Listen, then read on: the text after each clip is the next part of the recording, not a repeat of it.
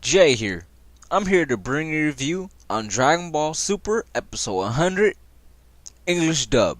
So, we finally made it to 100 episodes of the English dub of Dragon Ball Super, and that's fucking awesome. It's been 100 weeks of pure awesomeness. Anyways, let's get to this review. So, in the beginning of this episode,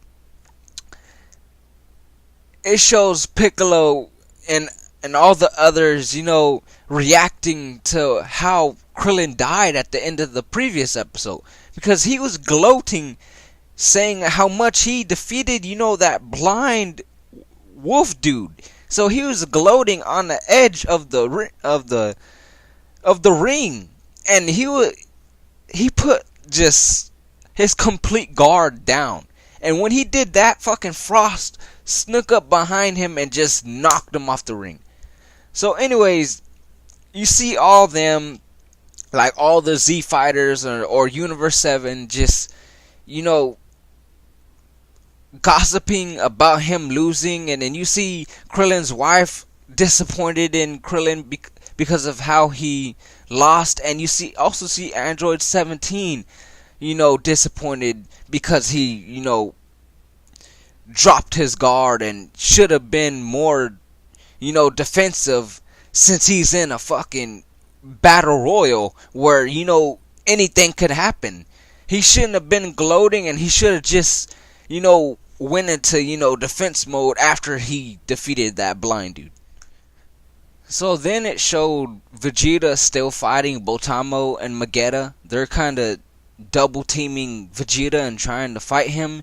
Then it also showed Hit, battling some robot, and he's not even having no trouble. Like, this robot tried to fire his, I'm guessing his most powerful technique that's coming out of his chest, and fucking Hit just did his time skip, went next to the robot, flicked him, literally flicked him, and then the fucking robot, flew out of bounds and lost. So then it showed Kale. She's fighting some weird fucking creature, pink creature dude. And she punches him in the mouth, and her fist gets caught in his mouth. And she ends up getting double teamed by, the dude that she was fighting, and this big ass pink sumo wrestler, pig looking dude.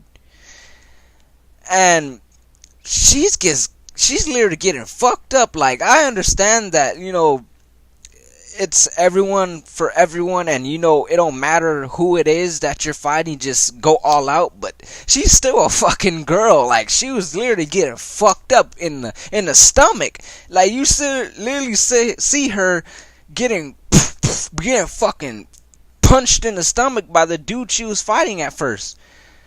So then Caulifla, she comes out of nowhere and then saves Kale. And then she goes and beats the fuck out of the bug creature pink dude, not the sumo wrestler pig dude, but the bug looking dude, the creature looking dude. She fucked him up. Caulifla rushed him so fucking quick that it was literally at least 100 punches. And it fucking, fucked him up and sent him out of bounds. Then the sumo wrestler dude tried to push Caulifla out of bounds, but then as soon as he got Caulifla to the edge, he couldn't push anymore. And she just, lifted him up and then sent him out of bounds. So moving on after that, it goes to Goku fighting the Yardrat. That's what race he is, and he's the race that back then in Dragon Ball Z, they taught Goku how to use instant transmission, because that's the planet that he landed on when he escaped planet Namek after he fought Frieza for the first time. So that's the race that he ended up being on the planet of, and they taught him how to use instant transmission. Anyways, he's fighting one of those, and the Yardrat is using instant transmission to move everywhere. And then out of nowhere, Caulifla just kicks him. Literally kicks him. He didn't see it coming or nothing, and she just kicks him out the way. I'm not sure if she kicked him out of bounds, but she like kicked him out of the way so she can talk to Goku. So she ends up getting Goku's attention, and Caulifla tells Goku that she saw the Super Saiyan form that he did before that she's never seen before. And Goku's like, Super Saiyan Blue? And she's like, yeah, I don't care what it's called, but I just want to know how to do it. And Caulifla just starts ordering Goku to teach her how to use Super Saiyan Blue. So then Caulifla, she starts like trying to, show Goku some other fucking form that she thinks that he doesn't know about. And she turns into super form. Like, I'm not sure what it's officially called, because all I know is Super Saiyan 1, Super Saiyan 2, Super Saiyan 3, Super Saiyan God, Super Saiyan Blue, Super Saiyan 4, but I hate Super Saiyan 4. But Super is like where you just get muscle mass and you get fucking huge. Like, when Vegeta first got in Dragon Ball Z, he literally thought he was the shit when it's really slow. So when Caulifla used it, she couldn't even touch Goku, and Goku was explaining to her like, this this transformation is slow. It gives you muscle mass, but it loses speed. So she just powered down from that form and went back to regular Super Saiyan. Then Goku powered up to Super Saiyan 2 and told her like, you need to get this form, and she was like all amazed how it looks, and she was like, oh, how you do that? It was hilarious. So Caulifla is still amazed by Super Saiyan 2, and she wants to know it herself. So Beer starts screaming out to Goku like, just take Caulifla out, what are you doing? And Goku's like, I'm just having fun. And Caulifla just looks at Goku as an example, and she starts powering up and just accomplishes Super Saiyan 2 just like that. So then Caulifla and Goku, they both start fighting and brawling, and basically leaving Kel like just out the way. Like, she's just a nuisance. She's just on the sidelines basically watching them fight.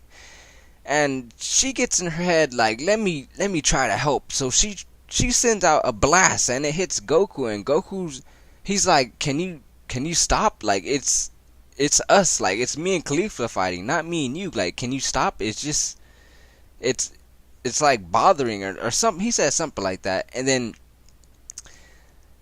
Kel looks at Caulifla to see if she was a nuisance or if she's being a bothersome, and Caulifla just looks away, and it upsets Kel. So when it upsets Kel just starts screaming, saying that she's sorry to be a nuisance, and she starts crying and just like exploding into anger and sadness, and it's just wow, like, it's so similar to Broly, like the old Broly. But she just explodes into her fucking Berserk form, or Broly form, or whatever you want to call it. And as soon as she turns to this form, she starts attacking Goku, like, because that's, in her head, that's her main objective. That's her target, because that's who took her Caulifla away. Because she kept saying, like, that's her only one, that's her that's her fucking person she loves, basically. Because the way she was explaining is Caulifla's her girlfriend, or they have some kind of bond. But anyways, she went after Goku, and she started flipping Goku around like a fucking ragdoll, flipping around like the old Broly used to do Goku. But it was kind of weird to see Goku getting tossed around like a fucking ragdoll all around and shit. And Goku tried to fight back, but his attacks weren't doing shit to the fucking Berserk Kale. And Vegeta even told Goku to watch out because that might be the legend that their ancestors talked about. So then Goku tried to power up to Super Saiyan Blue and do like a full power Kamehameha wave, but Kale just walked through it, grabbed fucking Goku by the fucking mouth, and literally start fucking him up. So then, right after fucking Kale was about to deliver the final blow, she start like, I'm guessing her power was too much, so she started steaming and she started going up and just, I'm guessing, letting out all that steam by doing like a bunch of blasts, and you see a bunch of blasts just hitting everybody in the fucking turner of power. Not everybody, but hitting some people. It hit a person that was in the beginning of the episode that was fucking up Kale that I thought went out of bounds, but it turns out he just got hit somewhere else. But he got out of bounds as soon as fucking Kale's attack hit him. So yeah, I just wanted to state that, and it showed him get hit out of bounds. So after that, it showed Berserk Kale walking around, you know, screaming, looking for somebody to fight and shit. And then you see Jiren with his deep ass voice. I'm not sure how I feel about Jiren's voice, because Jiren's voice is all deep. Oh, I'll handle this. It's fucking hilarious. I guess I'm used to the Japanese version of his voice, but it's very odd to hear. But Jiren, he saw fucking Kale walking, you know, about to attack fucking someone else, and then his attack just came out of nowhere, hit Kale, and just, you know, didn't hit her out of bounds, just defeated her and made her out of, like, pass out basically. And then fucking Caulifla caught her and then hit, and Caulifla, like, they retreated, and then fucking Goku popped out of nowhere, like, you know, facing off or doing a stare down against Jiren again, and then the episode ended. So this episode 100. This episode was fucking dope. I love this episode. This episode was fucking action. It was fun. It was entertaining. And fuck. Like, Kale, Berserker mode, or whatever you want to call it, it reminds me of the old Broly so fucking much. You can't even compare it to the new Broly, because, you know, the new Broly is nothing like the old Broly, and it's nothing like this version or girl version of Broly, Kale. But this reminds me of the old Broly so much that there's so many like nods to the old Broly in this episode that it's crazy. Like, there was a moment that was fucking dope that she just walked through a Kamehameha wave, and that exactly happened in the old Broly movie, where you see the Broly just literally walk through Goku's Kamehameha wave. And, you know, grabbing Goku by the fucking mouth, that was another nod that Broly did all the time. Well, the old Broly did all the time.